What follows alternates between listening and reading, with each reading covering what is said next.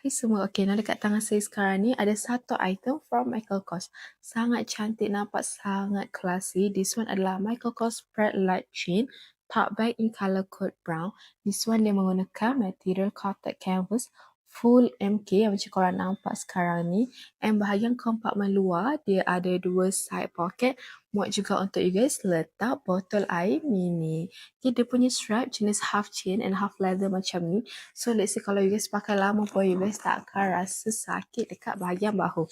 And bahagian main compartment dia menggunakan zip closure. So you guys tak perlu risau, korang punya item sangat secure and takkan tercicir. Bahagian dalam pun dia ada lagi satu side pocket. Sangat cantik. This bag dia ada lagi pelbagai colour and pelbagai design.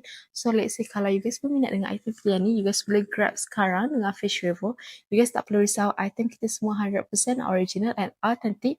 Kita ambil dari US untuk korang semua. So, better you guys grab sekarang before terlambat.